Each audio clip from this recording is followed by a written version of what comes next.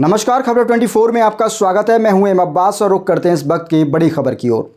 उत्तर प्रदेश के मुरादाबाद जनपद के मूडापाड़े थाना क्षेत्र के बीरपुर बरियार उर्फ खारक गांव से एक दुखद और संवेदनशील खबर सामने आई है, जहां एक दलित परिवार को भूमाफियाओं के आतंक से मजबूरी में अपना घर छोड़ने का कदम उठाना पड़ा है। पीड़ित ज्ञानी, जो खारक गांव के निवासी हैं, उसने एक शिकायती पत्र के माध्यम से जिलाधिकारी से अपने पट्टे की जमीन पर अवैध कब्जे को लेकर कार्यवाही करने की गुहार लगाई थी। ज्ञानी का आरोप है कि गांव के दबंग भूमाफियाओं ने उसकी जमीन पर कब्जा कर लिया है और उस पर अवैध रूप से मार्केट बनाने की प्रक्रिया शुरू कर दी गई है। इसके बावजूद प्रशासन द्वारा कोई ठोस कदम नहीं उठाए गए हैं। ज्ञानी और उनके परिवार को न केवल अपने घरों से बेदखल होने का डर है, बल्कि अब वे अपनी सुरक्षा को लेकर भी चिंतित हैं। दरअसल ज्ञानी और उनके परिवार को अब उस आतंक से जूझना पड़ रहा है जिसे गांव के भूमाफियाओं ने पैदा किया है। पीड़ित परिवार ने प्रशासन से इंसाफ की उम्मीद की थी, लेकिन प्रशासन की ओर से किसी प्रकार की कोई कार्यवाही नहीं हुई और दबंगों ने अपनी जिद को जारी रखा। ज्ञानी ने अपनी और अपने 3 परिवारों के घरों के बाहर पलायन के पोस्टर चस्पाकर प्रशासन को यह चेतावनी दी है कि यदि उन्हें न्याय नहीं मिला तो वे पलायन करने को मजबूर होंगे। ये पूरी स्थिति इस बात को दर्शाती है कि स्थानीय प्रशासन ने न केवल उनके अधिकारों की रक्षा में कोई भूमिका निभाई है, बल्कि दबंग भूमाफियाओं के खिलाफ कोई ठोस कदम नहीं उठाया गया है। पीड़ित परिवार की सुरक्षा की कोई गारंटी नहीं है और वे इस डर के माहौल में जीने को मजबूर हैं। ज्ञानी का कहना है कि उन्होंने कई बार प्रशासन से मदद की गुहार लगाई, लेकिन अधिकारियों की ओर से कोई भी ठोस कार्यवाही नहीं की गई। इस मामले में क्षेत्रीय पुलिस का रवैया भी सवालों के घेरे में है।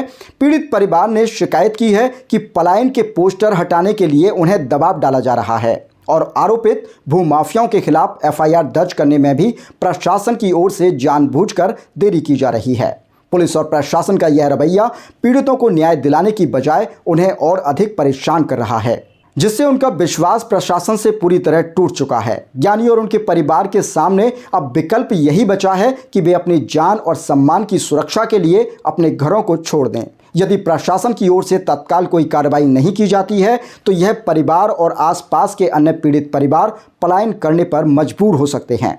यह घटना न केवल स्थानीय प्रशासन की कार्यशैली पर सवाल उठाती है, बल्कि यह भी दर्शाती है कि जब सरकार और प्रशासन एकजुट होकर ऐसे मामलों में त्वरित और प्रभावी कार्रवाई नहीं करेंगे, तब तक पीड़ितों को इंसाफ नहीं मिल सकता। सर, दबंग लोगों का हम पे दबाव ज़्यादा है, तो इसलिए डर के मारे हम यहाँ से जाना चाह रहे हैं। सर, कितने अगर हमारी ज़मीन वापस नहीं आई तो सर हम यहाँ से चले जाएंगे। कितने परिवार हैं पलायन के लिए? सर, हमारे लगभग 20-25 लोग हैं।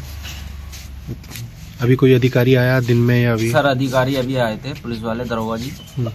उनका नाम तो नहीं पढ़ पाए, लेकिन उन्होंने हमें धमकाया, बोला अगर आप ऐसा करते हो तो आप पे उल्टा केस कर दिया जाएगा, आपको जेल में बंद कर दिया जाएगा।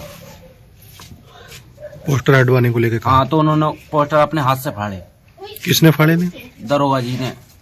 जी सर, एक पुलिस वाले थे, एक दरोगा जी। अच्छा, इस पूरे प्रकरण की आपने शिकायत नहीं की उच्च अधिकारियों में? सर, शिकायत ही कर रहे हैं सर, 1 महीने से शिकायत ही हो रही है। कोई निस्तारण नहीं है? कोई नहीं, कुछ नहीं है। क्या मांग करना चाहेंगे शासन मांग करना प्रशासन? यही चाहेंगे सर कि हमें जमीन मिल जाए और बस हमें दबंग लोगों से। सर, आज भी देखिए, आज भी दबंग लोगों का हम पे दबाव है। आज भी हम वाल्मीकि हैं, लेकिन सनातन धर्म से तो हम जुड़े हुए हैं। साहब, हमारी कुछ जमीन है और हमारे पापा के, ताऊ के, चाचा के नाम से।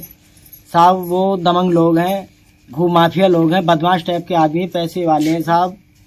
और जब हम जाते हैं तो हमें वो डराते हैं, धमकाते हैं, मारने की धमकी देते हैं साहब। इसलिए वो हमने अपना इतना बड़ा कदम उठाया है और ये पोस्टर हमने लगाए हैं। सुबह पुलिस आई थी और बोल रही इन पोस्टरों को हटा दो, नहीं तो आप पे केस लग जाएगा।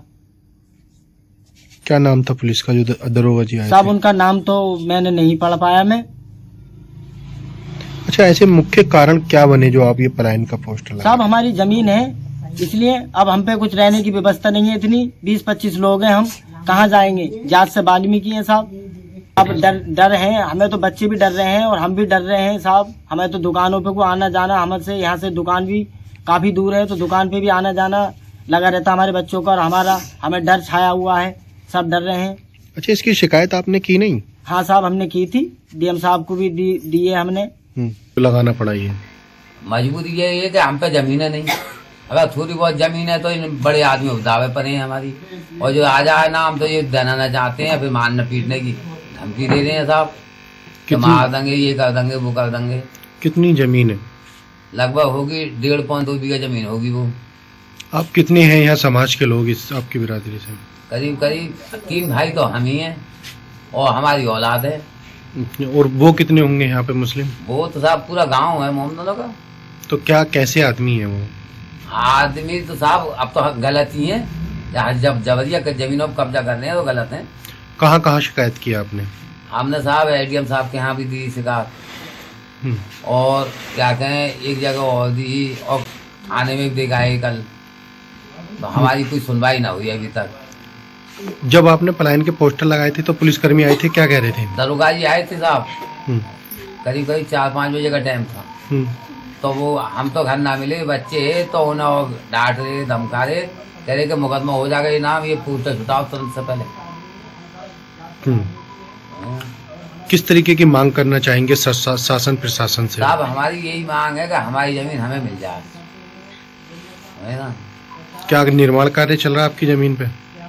बस वो ये क्या कहें, वो बनाने सोच रहे हैं, हाँ, और आधे आधे बन गए, जब रुकवाई और फिर बनानी सोची कल, तो फिर हमने फोन करे 112 नंबर को, वो गाड़ियाँ बुलवा ली, फिर हो गया। फिर वो सोच रहे हैं कि आगे कल का लौ रुक जाओ, परसों से फिर बनाएंगे हम।